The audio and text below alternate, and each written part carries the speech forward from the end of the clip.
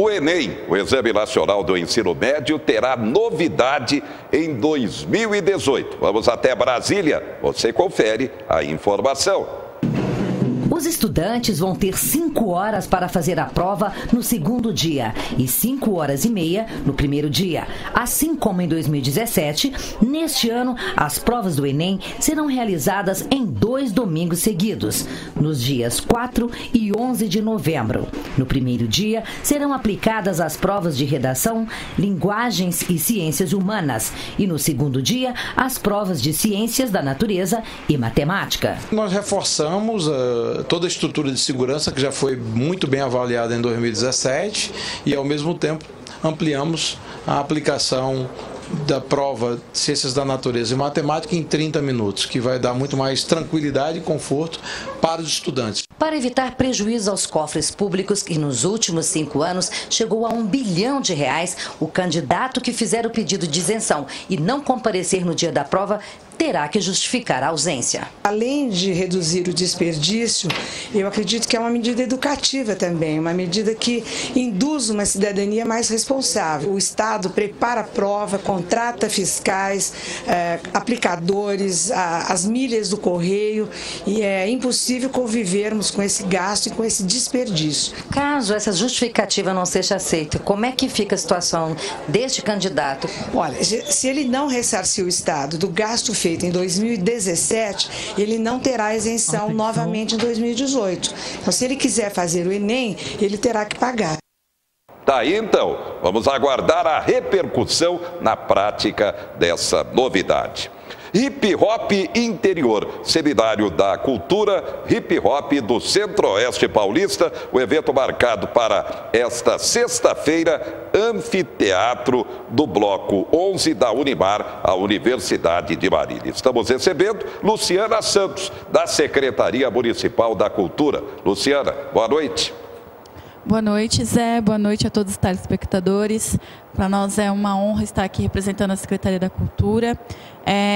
Nós estamos em parceria com o Governo do Estado de São Paulo, junto com o PROAC e a ONG O Monte de Tupã, que eles estão trazendo para nós aqui no nosso município, em parceria com a Unimar, um encontro, um seminário de planejamento do hip hop do interior, no intuito de reunir as cidades da região, Marília e Tupã principalmente, no dia de amanhã, para que a gente possa discutir um pouco mais sobre políticas públicas culturais de hip hop e também fazer um planejamento e organizar junto às lideranças a cultura hip hop aqui no interior. Quem poderá então participar e na prática o que vai acontecer?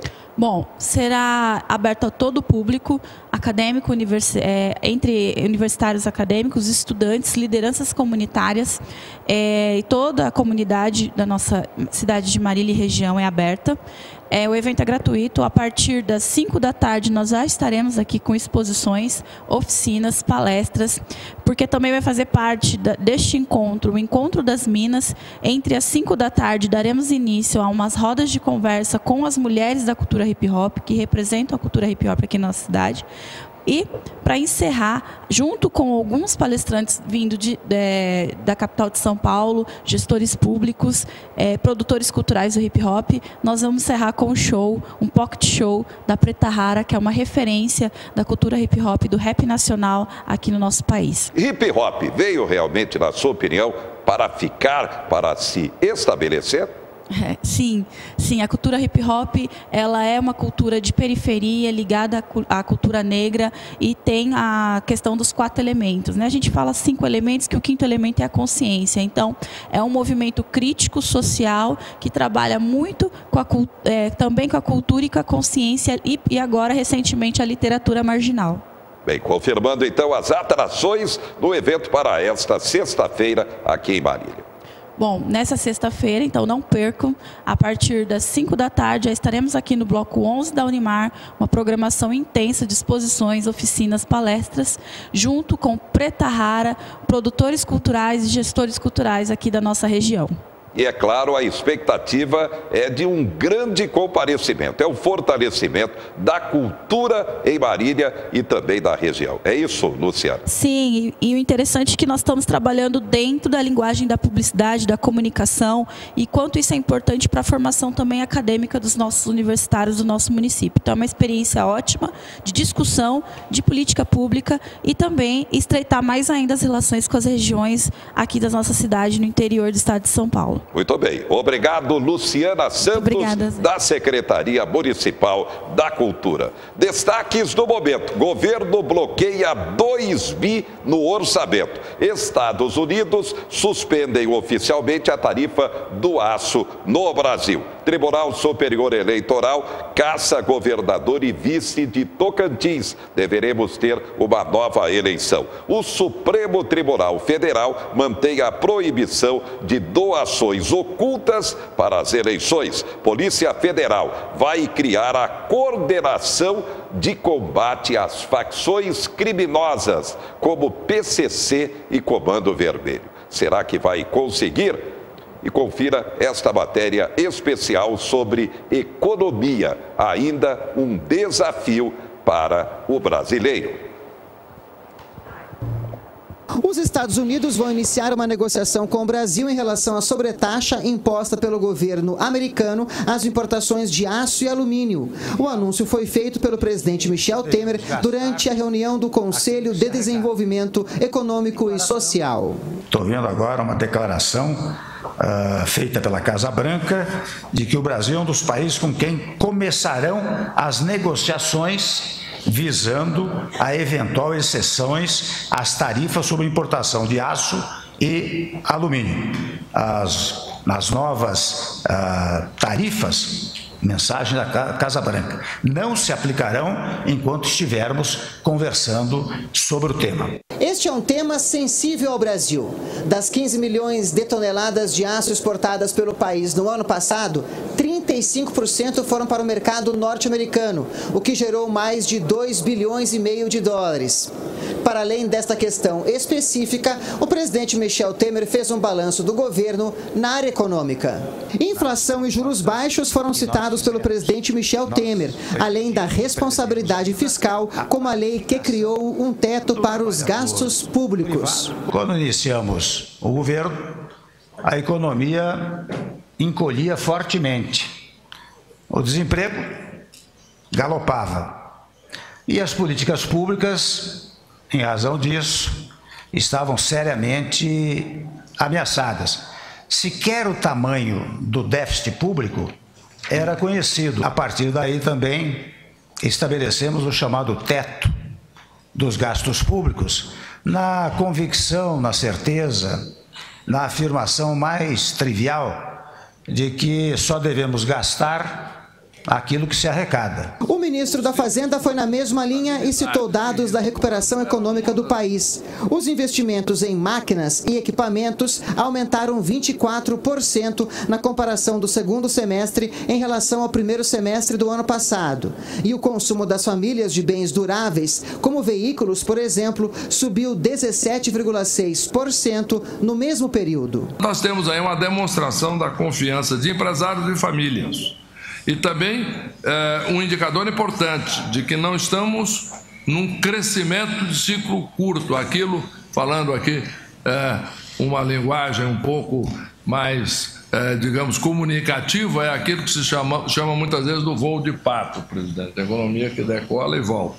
Não, nós estamos agora vivendo um ciclo mais longo de crescimento devido ao fato de que isso está sendo sustentado por aumento de investimentos e aumento de consumo de duráveis e principalmente por ganho de produtividade.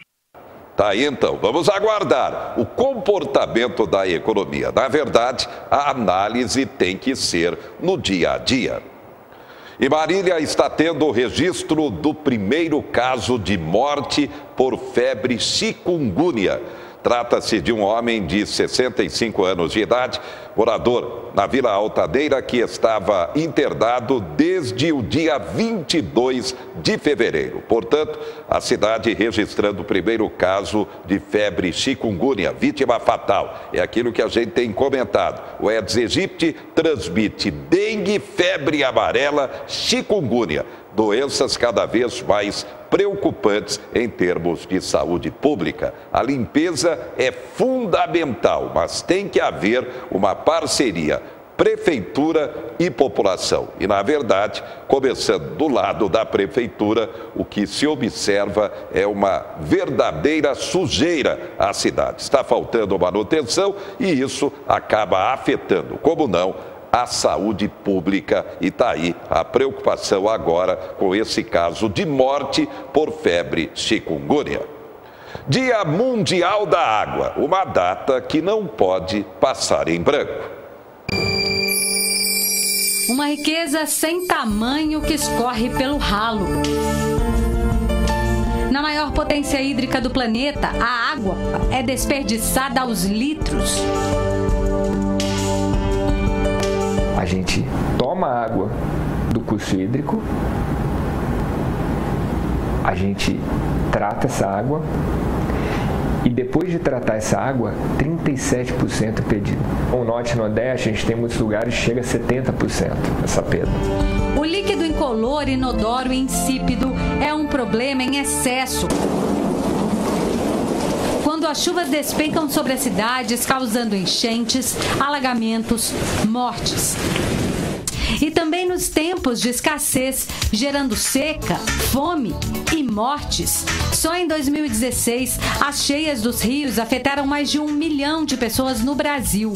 Já as secas deixaram 18 milhões de vítimas, principalmente no Nordeste, segundo a Agência Nacional das Águas. E quando a água retorna para a natureza, vem alterada pela ação do homem. A agricultura despeja nela insumos agrícolas, as empresas, poluentes industriais. Mas no Brasil, o que mais impacta rios, córregos, lagos e mares é o esgoto doméstico sem tratamento. 55% do esgoto gerado nas cidades brasileiras são coletados e tratados. 18% são coletados, mas despejados sem nenhum cuidado em córregos e rios. Já 27% da população brasileira não tem nenhum tipo de saneamento.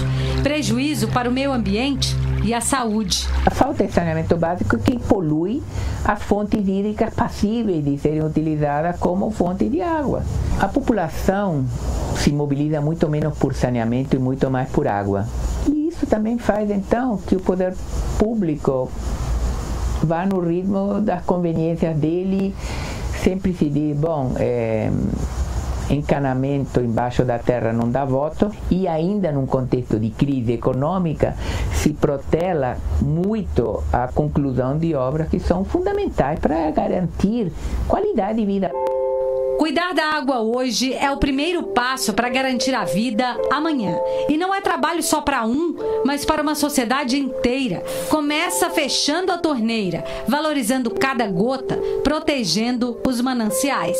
Seja com a questão do tratamento dos esgotos, com a proteção das áreas que estão sendo invadidas, com a restauração, o reflorestamento de algumas áreas, com a implementação de práticas adequadas, com o uso mais inteligente nas nossas casas, na agricultura, na indústria. Então é um esforço coletivo, isso não acontece da noite para o dia, mas precisa, como numa orquestra, ter um regente.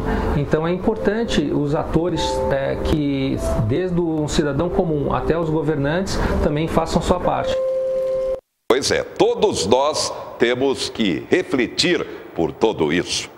O tenente-coronel Fernando Xavier Pinto é o novo comandante do 9º Batalhão da Polícia Militar de Marília, responsável pelo policiamento em 25 cidades aqui da região. Portanto, Fernando Xavier Pinto. Aliás, falando-se em Polícia Militar, abertas as inscrições para o concurso de soldado da Polícia Militar. Homens e mulheres, é preciso ter entre 17 e 30 anos de idade, carteira de habilitação, ensino médio. A altura mínima para a mulher, 1,55, para homem, 1,60. Tá aí então o concurso. Inscrição aberta será em 5 fases. A primeira, mês de junho, com a prova teórica em Bauru.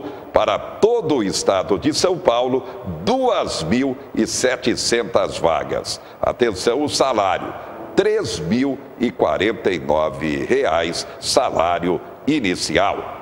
O MAC goleou o Mojimirim por 4-0, mas não depende mais apenas de si para escapar do rebaixamento para a 4ª divisão do futebol paulista. É que o Olímpia empatou em Bauru com o Noroeste em 2-2. Domingo pela manhã, o MAC tem que ganhar do União Barbarense em Santa Bárbara do Oeste e contar com pelo menos um empate do Olímpia em casa contra o segundo colocado, o Atibaia. Só assim o MAC não será rebaixado para a 4ª divisão.